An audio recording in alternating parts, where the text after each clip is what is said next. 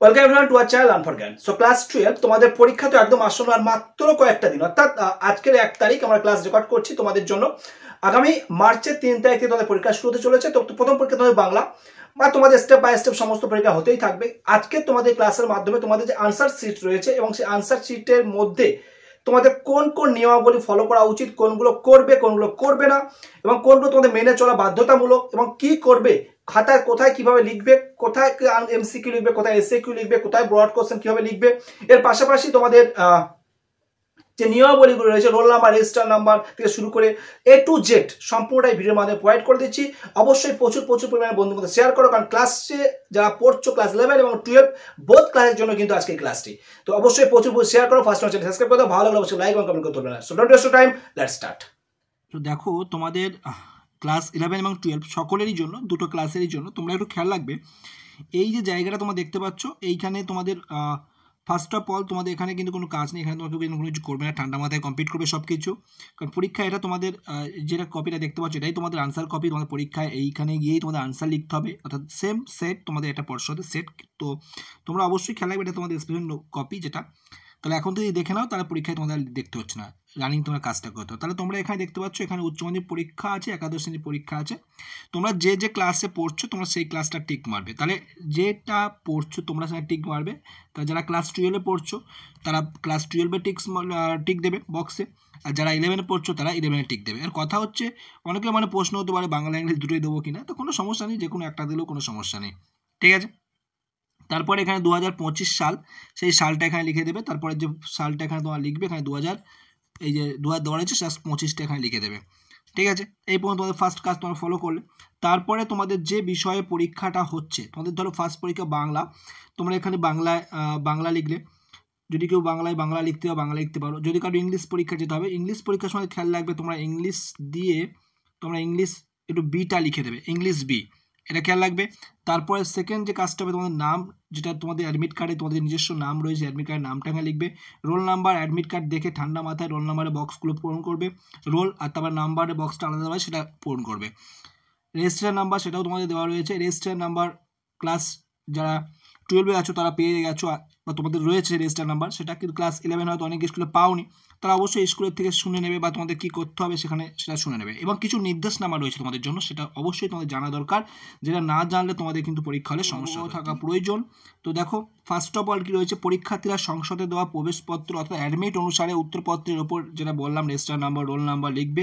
ভুল লিখলে সেই উত্তরপত্র বাতিল বলে গণ্য করা হবে, দেখতে পাচ্ছ। তাহলে বাতিল বলে গণ্য করা হতে পারে, ভুল লিখলে তার ঠান্ডা মাথায় লিখবে, কোনো সমস্যা না হয় যাতে। 2 নম্বর, একাদশ শ্রেণী বার্ষিক পরীক্ষায় স্কুলের রোল নাম্বার লিখতে হবে। তোমাদের বললাম যেটা তোমাদের হয়তো রোল নাম্বার বা রেজিস্টার নাম্বার নেই, তো সেই কারণে তোমাদের যে রোল আর যে রোলের জায়গা সেখানে তোমাদের স্কুলের যে রোল নাম্বার সেই স্কুল রোল নাম্বারটা লিখবে। তারপরে যেটা রয়েছে 3 নম্বর যেটা, উত্তরপত্রে প্রদত্ত স্থানের মধ্যে সকল উত্তর করতে হবে। উত্তরপত্রে উভয় পৃষ্ঠাতে উত্তর লিখতে হবে, অর্থাৎ তোমাদের যেটা আমি বললাম একটু পরে তোমাদের দেখিয়ে দিচ্ছি, সেই উত্তরপত্র যেটা থাকবে তার এসএকিউ কোথায় লিখতে হবে, এমসিকিউ লিখতে হবে, সেই স্থান যথার্থ স্থানে লিখতে হবে, এবং উভয় পেজে কিন্তু উত্তর লিখতে হবে। একটা পেজ লিখবো পরে পেজ, প্রজেক্ট অনেকে করে এক পেজ লিখে পরে পেজ বাদ দেয়, সেটা যেন না হয়। তারপরে 4 নম্বর, উত্তর দেওয়া প্রশ্নের ক্রমিক সংখ্যা প্রত্যেক পেজটা দিতে হবে। অর্থাৎ ধরো তোমরা ক্রমিক সংখ্যা আমরা পরে আসছি, ধরো তোমরা এই পেজে উত্তর লিখছো, লিখতে লিখতে সেইটা ধরো অর্ধেক হয়েছে, ধরো 2-এর উত্তর লিখছো, পরে পেজে চলে গেছো। পরের পেজে যাওয়ার পরে সেখানে তোমরা হয়তো আর দাগ নাম্বার দিচ্ছ না, 2-এর এখানে দাগ নাম্বার দেওয়া আছে, পরেরটা লিখতে যাচ্ছ, ওরকম করলে হবে না। এই পেজে যা লিখছো লিখতে লিখতে ওখানে শুরু হয় শেষ হয়নি, পরে পেজে চলে গেছো, সেখানেও তোমরা কিন্তু সেই 2-এর দাগ সেটা কিন্তু দেবে, দিয়ে কিন্তু লেখার চেষ্টা করবে। প্রতিটা পেজে অর্থাৎ দাগ নাম্বার দেবে।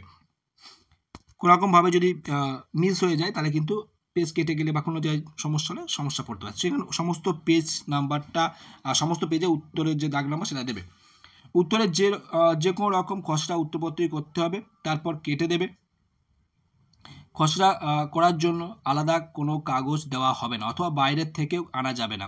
পরীক্ষার্থীর কাছে লিখিত বা ছাপানো কাগজ পাওয়া গেলে অথবা অসৎ উপায় অবলম্বন করলে নিয়ম অনুসারে শাস্তির ব্যবস্থা নেওয়া হবে। অর্থাৎ তোমাদের যে রাফ কাজ করার জন্য যে অনেকে ম্যাথ যারা আছে, সায়েন্স স্ট্রিম থেকে যারা রয়েছে, যারা কমার্স থেকে রয়েছে, তোমাদের যদি কোনো রাফের প্রয়োজন হয় কোনো ক্যালকুলেশনের ক্ষেত্রে, তাহলে তোমরা কিন্তু সেই রাফটা, বা যাদের জিওগ্রাফিতে কিছু রয়েছে কি, তো যাও, তা সেই কোনো যখন ক্যালকুলেশনের প্রয়োজন হবে রাফ কাজের জন্য, তাহলে তোমরা সেই রাফ কাজটা উত্তরপত্রের মধ্যেই করবে, এবং সেটা যদি মনে হয় যে রাখবে না, সেটা তোমরা জাস্ট একটা ক্রস চিহ্ন দিয়ে এইভাবে দাগ দিয়ে এইভাবে ক্রস চিহ্ন দিয়ে কেটে দিতে পারো, তাতে কোনো সমস্যা হবে না। কিন্তু বাইরের থেকে কোনো কাগজপত্র আনা যাবে না বা ওখান থেকে কোনো কাগজপত্র দেওয়া হবে না। এবং অসৎ পথ অবলম্বন করলে তো অবশ্যই তার ব্যবস্থা করা হবে, সেটাও কিন্তু বলে দিয়েছে, মানে একটু গুলি করার কথা বলছি আর কি। যদি কোনো রকমভাবে কোনো চিরকুট তোমার নিয়ে যাও তাহলে কিন্তু সমস্যায় পড়ে যাবে ধরা পড়লে। অতিরিক্ত উত্তরপত্র অথবা পৃষ্ঠা ব্যবহার করলে তা মূল পত্রের শেষে জুড়ে দেবে। মূল পত্রের পৃষ্ঠাগুলি লেখা হয়ে যাওয়ার পরেই অতিরিক্ত পৃষ্ঠা লিখতে হবে। অর্থাৎ প্রথম যে তোমাদের একটা পেজ দেওয়া হবে, সেই পেজে অনেকটাই পেজ থাকবে তোমাদের, সেই পেজটার উত্তর যখন কমপ্লিট হবে তারপরেই তোমরা নতুন পেজ নেবে। এবং সেখানে কিন্তু খেয়াল রাখতে হবে, সেখানে কিন্তু তোমাদের সমস্ত, সেখানেও ঠিক সেমভাবে নাম লেখার জায়গা থাকবে, রোল নাম্বার, রেজিস্টার নাম্বার লেখার জায়গা থাকবে, সেটা কিন্তু তোমরা পূর্ণ করবে। নেক্সট, প্রশ্নপত্রে উত্তর বা অন্য কিছু লেখা নিষিদ্ধ। অর্থাৎ যে প্রশ্নপত্র তোমাদেরকে দেবে সেই প্রশ্নে পরীক্ষা হলে কিন্তু কোনো রকমভাবে সেই প্রশ্নের উপর কোনো উত্তর বা কোনো কিছু লিখবে না। এটা কিন্তু খেয়াল রাখবে, বারবার তো বলছি উত্তরপত্রের কথা বলা হচ্ছে না, কিন্তু প্রশ্ন যেটা তোমার প্রশ্ন দেবে সেই প্রশ্নে কিন্তু কোনো রকমভাবে উত্তর বা অন্য কিছু লেখা যাবে না। ঠিক আছে। 8 নম্বর, উত্তরপত্রে প্রশ্নের উত্তর ব্যতীত অন্য কিছু লিখলে উত্তরপত্র বাতিল বলে গণ্য হতে পারে। অর্থাৎ তোমরা অনেকে লেখে, ঠিক আছে, উত্তর লিখছে ভালো মানে পারছে না, তখন দেখা যায় সেখানে স্যারদেরকে কোনো সম্পর্কে কোনো কিছু লিখে দিল, অনেক করে বিভিন্ন রকম দেখেছো তোমরা ইউটিউবে, এখন মডার্ন যুগে সব কিছু তোমরা দেখছো, বা সোশ্যাল মিডিয়ায় তোমরা সব কিছু দেখবে কত রকম উত্তরপত্র ভাইরাল হয়। তো সেই রকম কেউ লাইভের ব্যাপার, তোমাদের ক্লাস 12 মানে তোমাদের বা 11 তোমাদের লাইভের ব্যাপার, তো অবশ্যই উত্তরপত্রে প্রশ্নের উত্তর যেটা হবে সেটাই লিখবে, দাগ নাম্বার দিয়ে এছাড়া কোনো এক্সট্রা কোনো কিছু লিখবে না, তাহলে কিন্তু আমাদের খাতা বাতিল হয়ে যাবে, উত্তরপত্র বাতিল হয়ে যাবে। তাহলে উচ্চ মাধ্যমিক পরীক্ষায় কোনোরূপ কোশ্চেন কাম আনসার বুকলেট থাকবে না। এমসিকিউ এসএকিউ সহ সব প্রশ্নের উত্তর অবশ্যই উত্তরপত্রে লিখতে হবে। আচ্ছা, অনেক সময় হয়, যেমন ক্লাস 11-এর ক্ষেত্রে হয়েছিল, বা আগে যে ওল্ড সিলেবাস ছিল সেখানে কি হতো, এমসিকিউ লেখার জন্য আলাদা করে একটা কোশ্চেন কাম আনসার দেওয়া হতো বুকলেট, সেটা জমা দিয়ে আসতে হতো, অর্থাৎ এমসিকিউ উত্তর তাতে দাগিয়ে সেই এমসিকিউর সেটটা জমা দিয়ে দিতে হতো। এখন কিন্তু সেটা নয়, এখন তোমরা সকলেই জানো এমসিকিউও তোমাদের সেই প্রথম থেকে স্টেপ বাই স্টেপ থাকবে, এসএকিউ পরপর থাকবে, অর্থাৎ উত্তরপত্রে সব কিছু লিখতে হবে। আগে যেমন এমসিকিউ লেখার জন্য প্রশ্নপত্রটা জমা দিত, তখন প্রশ্ন আলাদা দিত, ঠিক আছে। এখন প্রশ্ন তোমাদের সমস্ত প্রশ্ন একটাই প্রশ্ন হয়, আগে দুটো প্রশ্ন হতো, একটা এমসিকিউ সেট এসএকিউ সেট, আর একটা হচ্ছে ব্রড কোশ্চেনের যে সেট সেটা হতো। তাহলে সেখানে তোমাদের দুটো সেট, সেখানে প্রশ্ন জমা দিয়ে দিতে হতো। কিন্তু এখন তোমাদের প্রশ্নটা তোমরা বাড়িয়ে আনতে পারবে, কোনো রকম প্রশ্নে কোনো উত্তর লিখতে হবে না, উত্তরপত্রেই উত্তর লিখবে। কিভাবে লিখবে আমি দেখিয়ে দিচ্ছি। তারপরে দেখো, বহু বিকল্প ভিত্তিক প্রশ্নবলী অর্থাৎ এমসিকিউ, সংক্ষিপ্ত উত্তরভিত্তিক প্রশ্নের উত্তরগুলি উত্তরপত্রের প্রদত্ত স্থানে লিখতে হবে। কোথায় লিখতে হবে আমি দেখিয়ে দিচ্ছি। তাহলে এখানে তোমরা বুঝতে পারলে এই পর্যন্ত, ঠিক আছে। এই পর্যন্ত তোমাদের যা রয়েছে টোটাল তোমাদের নির্দেশাবলী, অবশ্যই বন্ধুদের মধ্যে শেয়ার করো যাতে সকলে থেকে হেল্প পেতে পারে। এবার এমসিকিউ জায়গাগুলো আসি, এমসিকিউর জায়গাগুলো ভালো করে দেখো। এমসিকিউর জন্য টোটাল আমি আগে একটা ক্লাসে বলেছিলাম, টোটাল এখানে 30টা এখানে বক্স দেওয়া রয়েছে। আমি আমাদের হোয়াইট বোর্ডে চলে যাই, আমরা বোর্ডে চলে এসেছি। তো এখানে এমসিকিউর জন্য 30টা বক্স রয়েছে। তাহলে এখানে এমসিকিউ তোমাদের যে সাবজেক্টে, বাংলা ইংলিশ বলো, যে কোনো সাবজেক্ট তোমাদের যে সাবজেক্ট হোক না কেন, টোটাল সব সেটে কিন্তু এক সেমভাবে থাকবে।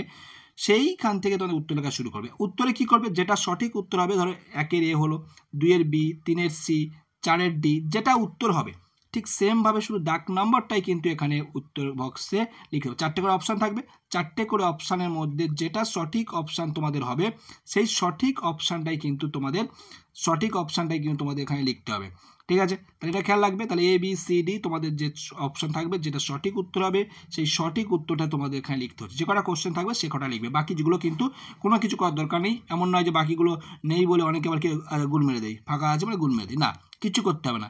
যতটা উত্তর লিখলে বাকিটা ফাঁকা থেকে যাবে, স্যারেরা বুঝে নেবেন। তারপর চলে এসএকিউ পার্ট। এসএকিউ পার্টে কি হচ্ছে দেখো, তাহলে এসএকিউ যেমন দেখতে পাচ্ছ, আমি আগের দিন বলেছিলাম তোমাদের যে এসএকিউ লেখার জন্য কিন্তু পর্যাপ্ত জায়গা থাকে। বুঝতে পারছো কতটা জায়গা? তোমরা যদি এখান থেকে দেখো যে তোমাদের এখান থেকে ইজিলি তোমরা 3টে সেন্টেন্স লিখতে পারবে।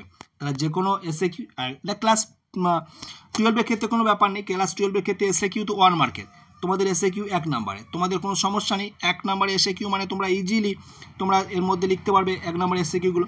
এখানে কিন্তু পর্যাপ্ত তোমাদের শূন্যস্থান দেওয়া রয়েছে, জায়গা রয়েছে। টোটাল তোমাদের যে টোটাল কোশ্চেন যে ক্লাস অনুযায়ী, সাবজেক্ট অনুযায়ী তোমাদের 12-এর ধরো ইংলিশ থেকে 12টা এসএকিউ লিখতে হচ্ছে, তাহলে 8টা এসএকিউ লিখতে হচ্ছে, 12টা এমসিকিউ লিখতে হচ্ছে, তাহলে 8টা তোমাদের ধরো এসএকিউ লিখতে হচ্ছে। তাহলে সেই 8টা এসএকিউ তোমরা এই 8টা ঘরে লিখছো, তাহলে বাকি ঘরগুলো আর কিছু লেখার দরকার নেই। তাহলে এখানে যখন এসএকিউ লিখবে তাহলে এখানে একটাই এসএকিউ, কোনো সমস্যা নেই। এখানে দাগ নাম্বার ধরে ঠান্ডা মাথায় এসএকিউ লিখে দিচ্ছ, কোনো সমস্যা নেই এখানে। ওকে, শুধু তোমরা একটু খেয়াল রাখবে, এইখানে একটু কোশ্চেনের নাম্বারটা এখানে উল্লেখ করা তো অবশ্যই দেওয়া নেই এখানে, তবু তোমরা কোশ্চেনের নাম্বার এইখানটা যে তোমাদের 2 নাম্বার থাকবে সেই দাগ নাম্বারটা একটু উল্লেখ করে দিও, আর কিছু দেওয়ার দরকার নেই। ঠিক আছে, ওখানে এমসিকিউর ক্ষেত্রে দেখো এখানে দাগ নাম্বার দেওয়া নেই, তো তোমরা 1-এর দাগে যে এমসিকিউ রয়েছে, 1-এর দাগে 12টা এমসিকিউ থাকবে, 2-এর দাগে যে 8টা এসএকিউ থাকবে সেটা একটু লিখে দিও 2 নাম্বার দিয়ে। তারপরে চলে আসবে তোমাদের করার পর মেন পেজ। মেন পেজে দেখো তোমাদের যে মেন পেজ দেখতে পাচ্ছ, এই পেজটাকে তোমরা কি করবে, এই পেজটা তোমাদের এরকম থাকছে, এটাকে আমি কি করেছি, এটা তোমাদের সুবিধার্থে আমি এখানে বক্স করে নিয়েছি। তোমরা কি করবে, খাতায় সুন্দর করে তোমাদের ব্ল্যাক অ্যান্ড ব্লু পেন ছাড়া কিন্তু ইউজ করবে না, ব্ল্যাক আর ব্লু। আমি এখানে ব্লু পেনটা একটু জাস্ট দেখানোর জন্য লিখি।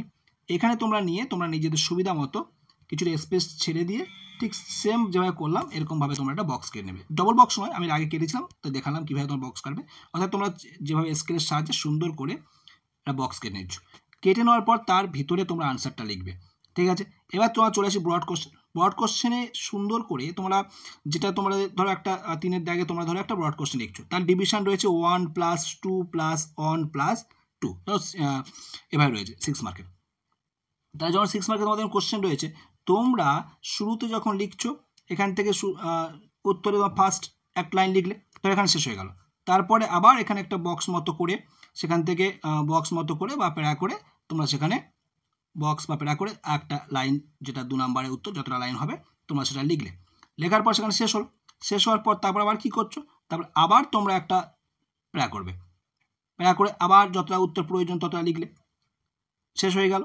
তারপরে আবার তোমরা প্যারা করবে, অর্থাৎ প্যারা করে খাতা সুন্দর করে সাজিয়ে গুছিয়ে সুন্দর করে খাতা লিখে আসবে, তাহলে কিন্তু তোমরা ফুল মার্কস যেগুলো সেটা কিন্তু ক্যারি করতে পারবে।